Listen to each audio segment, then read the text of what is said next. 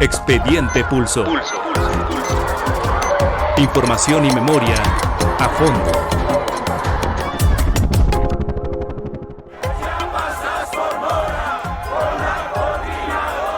Porque el color de la sangre jamás se olvida. Los masacrados serán derribados, vestidos de verde olivo, políticamente activos.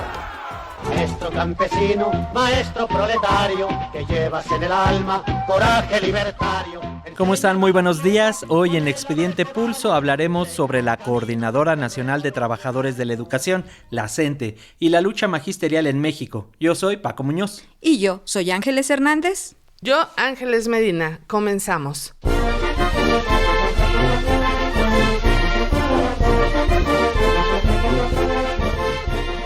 En las calles de Chiapas, en las montañas de Oaxaca y en las aulas rurales de Guerrero, nació una voz que cambió la historia de la educación en México.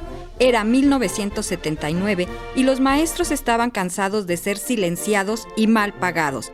Así nació la Coordinadora Nacional de Trabajadores de la Educación, la CENTE. La coordinadora se funda en diciembre de 1979 en Tuxtla Gutiérrez, Chiapas. Y lo hace resumiendo, sintetizando una gran cantidad de luchas que desde mayo de ese año se habían producido en los estados de Chiapas y de Tabasco, pero también con las escuelas técnicas agropecuarias en La Laguna, en la montaña de Guerrero y en otros lugares del país. Había un enorme descontento magisterial. En el centro de sus demandas estaba el aumento salarial. Fue el testimonio del periodista y escritor Luis Hernández Navarro, autor de los libros La Novena Ola Magisterial, La Pintura en la Pared y La Primavera Magisterial. Chiapas a Sonora, con la coordinadora. Pero antes de entrar de lleno al nacimiento de la Coordinadora Nacional de Trabajadores de la Educación, revisemos el ámbito sociopolítico-económico que le dio origen. Primero, la creación del Sindicato de Trabajadores de la Educación, el CENTE, en 1943, y el movimiento magisterial mexicano entre los años 1956 a 1960.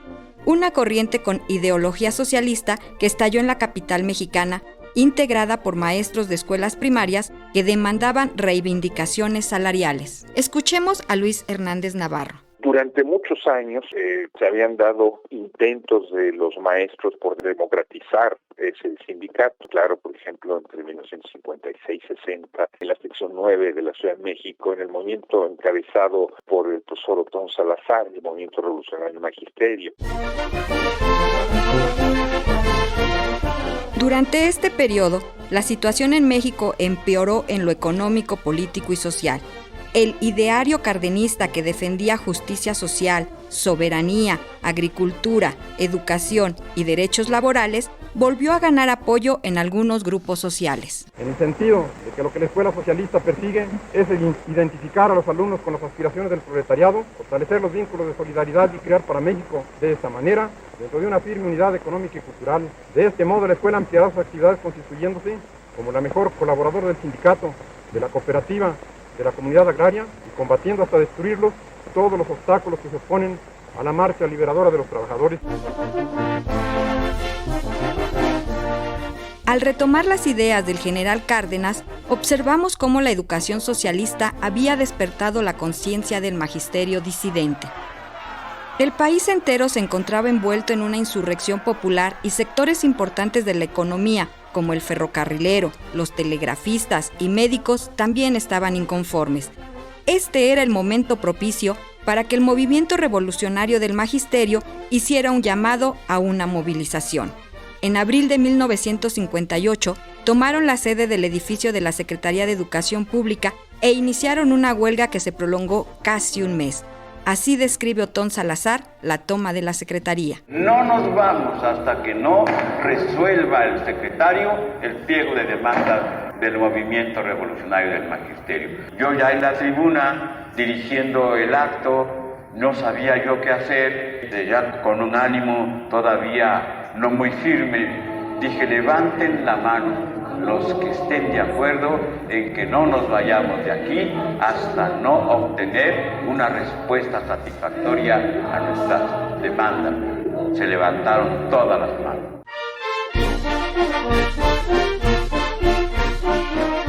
El gobierno del presidente Adolfo López Mateos reprimió este movimiento y Otón Salazar fue detenido en Lecumberri. Acciones repudiadas por el pueblo. A pesar de la represión gubernamental y de la relación histórica del CENTE con el charrismo sindical, a principios de los años 70, en un contexto donde muchos docentes sentían que sus derechos e intereses no estaban siendo representados, se forma el movimiento magisterial del Valle de México. Uno de los líderes, el maestro Misael Núñez Acosta, se pronunciaba así por la democratización del sindicato. Han manifestado su repudio a la política que ha llevado a cabo el Comité Ejecutivo Seccional. Ante la cerrazón de este grupo de dirigentes sindicales, las bases del Valle de México han respondido con el repudio absoluto. El día de hoy, ustedes deciden hacerse cargo de su lucha sin intermediarios. El día de hoy, ustedes recobran lo mejor de lo mejor que nos aportó el movimiento magisterial de 1958 a 1961. Vanguardia revolucionaria, en la lucha sindical ha activado el ideal. En 1972, con el apoyo del presidente Luis Echeverría en el interior del CENTE, se formó Vanguardia Revolucionaria, liderada por Carlos Jongitu Barrios y un grupo de pistoleros que controlaban al magisterio. En alianza con el gobierno y con una política antidemocrática y represiva, fue responsable de la muerte y desaparición de cientos de maestros, como Misael Núñez Acosta en el Estado de México, Pedro Palma en Hidalgo, Celso Wenceslao López Díaz en Chiapas y Vicente Anaya en Oaxaca. El CENTE estaba en manos de una mafia gangsteril encabezada por Carlos Jongitu Barrios. El grupo se llamaba Vanguardia Revolucionaria, que estaba básicamente al servicio del gobierno y de sí mismos. Ellos ocupaban diputaciones, después senadurías, a cambio de no luchar por las demandas de los trabajadores. De tal manera que el movimiento buscó desde un primer momento recuperar el sentido de lo que es un sindicato, en el sentido de un instrumento de defensa de los intereses de los trabajadores. Los nuestros quieren llorar. En este ambiente opresivo, los docentes sentían que sus intereses y derechos no estaban siendo plenamente representados por el CENTE. Por ello decidieron crear una organización sindical alternativa. Escuchemos a Luis Hernández Navarro. Formar un sindicato independiente dentro del sector público, es decir, de lo que sería el apartado B del artículo 123, en aquel entonces era prácticamente imposible. Más que pretender aventurarse a salirse, lo que se decidió es, este sindicato es nuestro, nosotros lo formamos, nosotros pagamos cuotas sindicales, vamos a recuperarlo y vamos a hacer que tenga un funcionamiento democrático.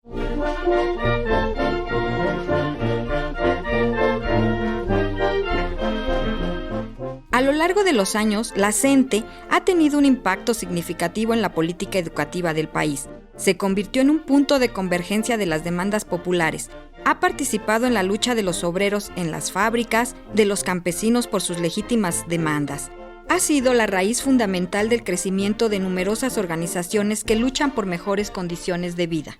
Los tres grandes ejes que busca la coordinadora son la democratización del sindicato, la democratización de la enseñanza y la democratización del país.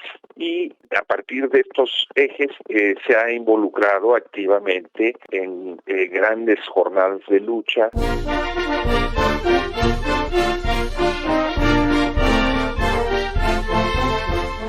Otro momento más agudo para la CENTE ocurrió en 1989 con la llamada Primavera Magisterial. Nuevamente el país se encontraba en un periodo convulso. Así lo describe el periodista y escritor Luis Hernández Navarro. Y en el 89, teniendo como telón de fondo lo que fue el proceso electoral de 1988, la coordinadora se recompone y lanza una ofensiva. Fueron literalmente centenares de miles de maestros que ocuparon el Zócalo, establecieron ahí su campamento. Se abrió un proceso de desconocimiento de los charros sindicales en el corazón del charrismo, que es la sección 9 del Distrito Federal. Finalmente se obligó a entonces presidente Carlos Salinas destituyera al charro sindical Carlos Conjitud Barrios. En su lugar fue impuesta, no fue escogida por los maestros el Bester Gordillo. Nuestros hijos necesitan mejor educación y los maestros merecen todo nuestro apoyo. Vamos a lograrlo juntos, unidos. Porque el bienestar empieza con mejor educación. México lo exige, México lo merece. Cuando Ernesto Zedillo asumió la presidencia en diciembre de 1994, México ya atravesaba una profunda crisis económica, con el error de diciembre que disparó la pobreza, destruyó empleos y tensionó la vida social. El presidente Ernesto Zedillo presentó el programa para la modernización educativa 1995-2000, que prometía resultados a largo plazo. El profesor Héctor Pineda, exintegrante del Comité Ejecutivo de la CENTE en Oaxaca, nos cuenta cuál era la situación en esos años. En este periodo en el que hubo una crisis terrible, fue la coordinadora de las voces más críticas para señalar estos movimientos económicos que se hicieron, que no pensaron en la clase trabajadora. Se venían delimitando una serie de reformas y de políticas públicas que buscaban generar ventajas a la clase gobernante, ventajas a los bancos, a las economías más poderosas de México, y buscaron también cómo de alguna forma el pueblo fuera quien pagara estos famosos errores de los gobiernos neoliberales priistas, ¿no? Entonces, la coordinadora, desde ese espacio de resistencia y de lucha que ha tenido en la idea de que se lucha en las aulas y se lucha también en las calles, mantuvo una serie de acciones desde el 79 en su fundación, en el 89 que se da lo que se conoce como la famosa primavera magisterial, con la caída de Carlos Conjitud Barrios, el ascenso inmediato del Bester por parte de Carlos Salinas,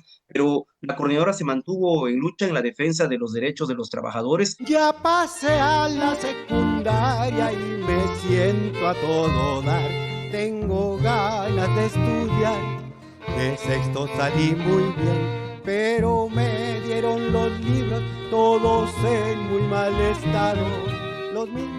Cuando Vicente Fox llegó a la presidencia en el año 2000, muchos creyeron que venía el cambio verdadero. El primer presidente del PAN, el que había tumbado 70 años del PRI, el de las botas, el optimismo y los spots pegajosos. Pero lo que no cambió, al menos no para bien, fue la crisis de fondo en el sistema educativo mexicano. Y ahí, como siempre, estuvo la Coordinadora Nacional de Trabajadores de la Educación, alzando la voz codo a codo con maestras y maestros de a pie. Y eso siempre ha estado muy presente en la lucha política que da la CENTE, porque no es lo mismo un entorno del norte del país que un entorno del sur, no es la misma condición social que se vive en la parte del centro que la que se vive en el istmo, en la sierra de Oaxaca, ¿no? Entonces, sobre esto siempre se ha pugnado por parte de la sección 22, los trabajadores de la educación de Oaxaca, generar, construir espacios y generar y construir programas adecuados a estos contextos. Vicente Fox tenía fama de querer dialogar con todos, pero cuando se trató del sindicato magisterial, la estrategia fue otra. Apostó por el Bester Gordillo, entonces dirigente del Sindicato Nacional de Trabajadores de la Educación, para contener al magisterio. Solo en 2003, los maestros de Chiapas, Oaxaca y Michoacán organizaron más de 40 movilizaciones en todo el país, según reportes del Centro de Estudios Sociales de la CENTE. Durante muchos años, nuestra educación tuvo un retraso inaceptable. Hoy México ya cambió. Hemos creado el nuevo programa Enciclomedia y hoy más de 700,000 alumnos cuentan con una computadora y un pizarrón electrónico. Si seguimos por este camino, nuestros hijos e hijas contarán con una mejor educación y la oportunidad de un mejor futuro. México ya cambió y hoy aquí lo puedes ver. Lo que empezó como una huelga de maestros en Oaxaca se convirtió en uno de los mayores levantamientos civiles del México reciente. La sección 22, brazo fuerte de la coordinadora, exigía mejoras laborales y la renuncia del gobernador Ulises Ruiz. La respuesta: gases lacrimógenos, balas de goma, desapariciones y hasta muertos. El día 14 de junio del año del 2006, en la plaza de Oaxaca, se puso el mundo al revés. Temprano por la mañana, al punto de amanecer, nadie hubiera imaginado lo que iba a suceder. Así, el 17 de junio de 2006 se creó oficialmente la Asamblea Popular de los Pueblos de Oaxaca, la APO, un espacio horizontal, comunitario y autónomo que aglutinó a más de 350 organizaciones sociales, sindicatos, colectivos barriales y pueblos originarios. Su consigna era clara: fuera Ulises Ruiz. Como resultado de las negociaciones con la coordinadora y la APO, se consiguió crear un modelo educativo para Oaxaca que permitió incorporar saberes tradicionales a favor de la niñez de la región. Así lo explica el profesor Héctor Pineda. Después del 2006 se generó una propuesta que empezó a tomar forma a partir del 2008-2009, que es el Plan para la Transformación de la Educación en Oaxaca, que se conoce como PTEO, ¿no? Que tiene como pilares pues mantener las formas de organización de los pueblos, de las comunidades, incorporar actividades del plan y programa de estudios oficial, pero también generar y mantener estos vínculos entre la escuela, los padres de familia, los alumnos y la comunidad. Entonces, esta lucha de la CENTE, si bien ha sido también en contra de reformas y políticas públicas que vulneran los derechos de los trabajadores, también se han hecho propuestas de avanzada en lo que respecta a la materia educativa, ¿no? Entonces, mucho se ha criticado a la CENTE, que solo toma carreteras, bloquea, que hacen paro de labores, pero poco se ha hablado, incluso que la actual reforma de la nueva escuela mexicana, pues recuperó demasía elementos del Plan para la Transformación de la Educación en Oaxaca, ¿no? Protesto guardar y hacer guardar la Constitución política de los Estados Unidos mexicanos y las leyes que de ella emanen. En 2006, Felipe Calderón tomó la banda presidencial en medio de jaloneos, empujones y gritos de fraude. Apenas se sentaba en la silla presidencial de Los Pinos cuando estalló uno de los conflictos sociales más intensos de la historia reciente. Oaxaca ardía y la coordinadora ya tenía el megáfono listo. Hace un año, precisamente durante la celebración del Día del Maestro, invité al magisterio a sumar esfuerzos para impulsar una profunda reforma educativa. Una reforma que permitiera la construcción de un proyecto nacional con clara visión de futuro. Y me alegra mucho saber que los 5 retos planteados en aquella ocasión hoy se traducen en compromisos concretos en el marco de la Alianza por la Calidad Educativa. El país se llenó de discursos sobre la calidad educativa, pero en las escuelas no había ni gis. Mientras Calderón hablaba de guerra contra el narco, miles de maestras y maestros marchaban por calles llenas de gas lacrimógeno. En diciembre de 2012, Enrique Peña Nieto llegó a la presidencia y de sus primeras acciones fue el impulso al famoso Pacto por México y con él la reforma educativa. Nuevas reglas para el ingreso, promoción y permanencia del magisterio, evaluaciones estandarizadas obligatorias, creación del Instituto Nacional para la Evaluación de la Educación como órgano autónomo y un discurso tecnócrata que hablaba de calidad y rendición de cuentas. El problema, que la reforma se diseñó sin consultar a las y los maestros, especialmente a los de las comunidades indígenas y zonas rurales, mientras que las negociaciones se hacían con los empresarios, como con Claudio X González, quien tachaba de delincuentes a los profesores que se opusieron a esta visión de mercantilizar a la educación. Hay que intervenir Michoacán y Chiapas, no veo otra salida. Demasiado poderosos los grupos sindicales ahí, demasiado radicales, demasiado contaminados con otros fenómenos delincuenciales. Eso es delincuencia organizada, queridos amigos. Están organizados para delinquir, son unos pinches delincuentes. Y hay que intervenir. Y no es autoritarismo, es Estado de Derecho.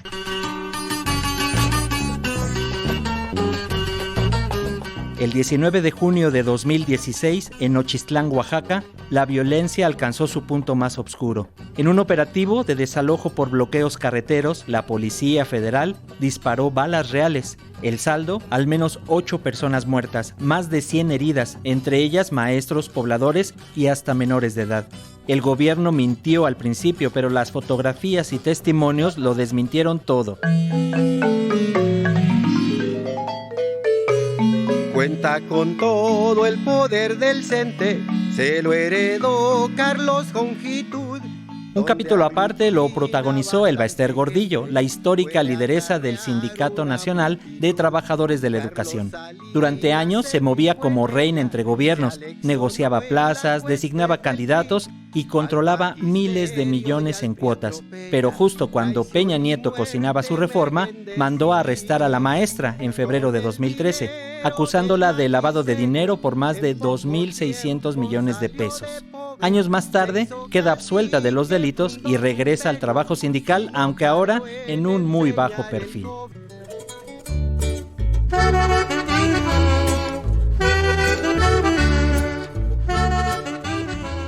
Mucho se ha hablado de que la llegada de Andrés Manuel López Obrador a la presidencia de la República fue acompañada por el voto del magisterio disidente, así como el de otras organizaciones sociales y políticas que abrazaron el proyecto alternativo de nación que abanderaba el tabasqueño. Doy a conocer 10 compromisos con la educación y con el magisterio nacional. Vamos a fortalecer la educación pública, gratuita y de calidad en todos los niveles escolares. Se cancelará la mal llamada reforma educativa.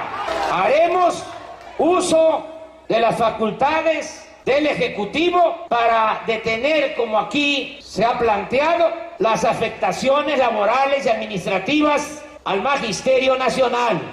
Nunca más una reforma educativa sin el magisterio.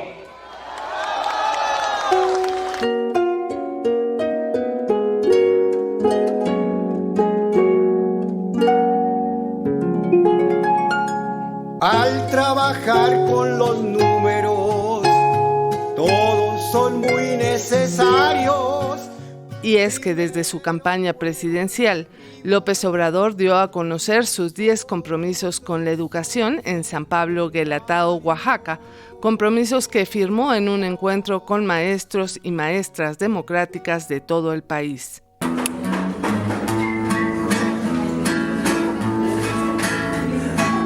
La lucha se da en el campo y en terreno de los hechos. Ahí es donde demostramos la convicción que tenemos los que estamos convencidos. Siempre en la lucha estaremos. Así, al llegar al poder, Andrés Manuel López Obrador abrogó la reforma educativa de 2013, pero aunque se dijo que de la reforma de Peña Nieto no quedaría ni una coma, la nueva ley mantuvo elementos esenciales de esa norma que detonaron las reacciones de la gente.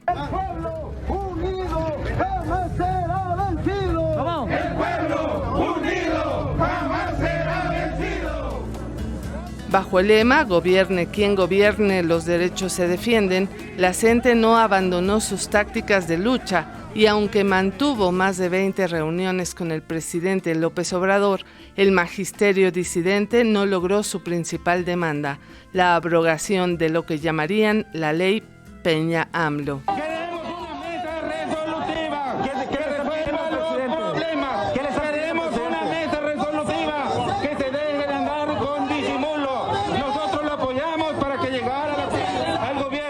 Las reuniones de la CENTE con el presidente se suspendieron en 2020.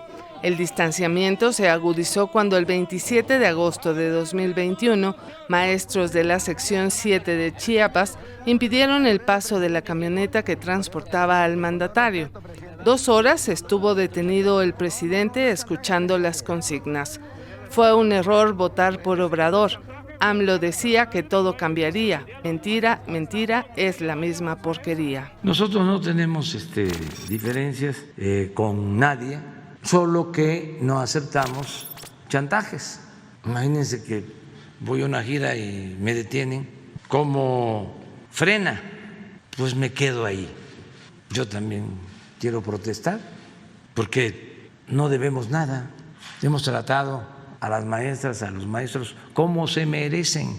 No se les insulta, no se les desprestigia, no se les reprime y empiezan a corear de que es lo mismo.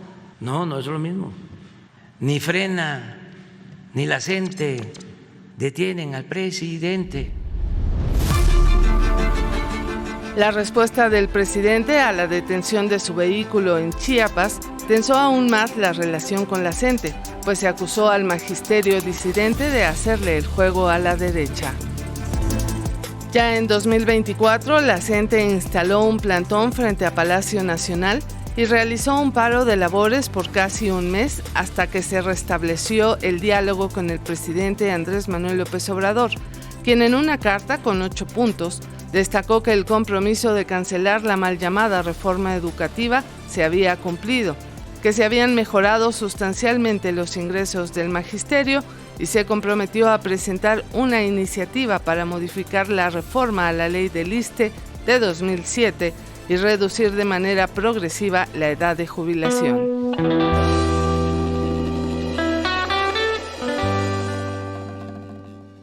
Con la llegada de Claudia Sheinbaum a la presidencia de la República, la CENTE reiteró sus demandas y continuó con sus movilizaciones. La primera fue un paro de 24 horas el 30 de octubre en el marco de la Mesa Nacional que sostendrían con la presidenta Claudia Sheinbaum. A esta movilización le siguieron otras en varios estados de la República y en 2025 las protestas se intensificaron en febrero tras la presentación de una iniciativa presidencial para reformar la ley del Instituto de Seguridad y Servicios Sociales de los Trabajadores del Estado, que establecía el incremento de las cuotas al ISSSTE calculadas sobre el salario integrado en lugar del sueldo básico, lo que impactaría en las percepciones de las y los trabajadores. Así lo explica Citlali de Jesús Ortiz, integrante de la Dirección Política Nacional de la CENTE por la sección 22 de Oaxaca. El pasado 7 de febrero se presentó una iniciativa que buscaba que los trabajadores que ganan arriba de 10 sumas, que ellos dicen que es del 100% de trabajadores, el 10%, que no afectaría, ¿no?, a un gran número de trabajadores, que lo que estábamos diciendo la CENTE y lo que estaban diciendo los miles de maestros que salieron por todo el país a rechazar esa iniciativa era falso. Entonces demostramos que no era así, que efectivamente ellos buscaban sanear, entre comillas, las finanzas del ISSSTE. Tras una reunión con la CENTE, la presidenta retiró la iniciativa, pero las movilizaciones no cesaron. Ya en mayo, bloqueos, protestas y paros desquiciaron la capital del país.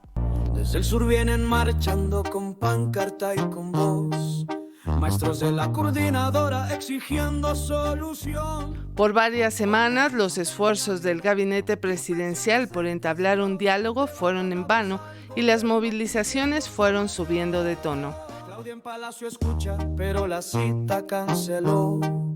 Los maestros no se rinden y el plantón se prolongó. Finalmente, el 15 de mayo de este año, la presidenta anunció un incremento de 9% al magisterio y un 1% adicional a partir de septiembre. Posteriormente, en junio, firmó 2 decretos sobre movilidad y jubilación del magisterio, acciones que para la CENTE no fueron suficientes. ¡Ay, CENTE rebelde, firme en su andar! Esto fue Expediente Pulso. Nos despedimos de ustedes, Ángeles Hernández, Francisco Muñoz y Ángeles Medina. Controles técnicos, Fortino Longines. Asistencia de producción, Jani Itzel López. Agradecemos a Cruz Mejía por las piezas musicales aportadas a este trabajo.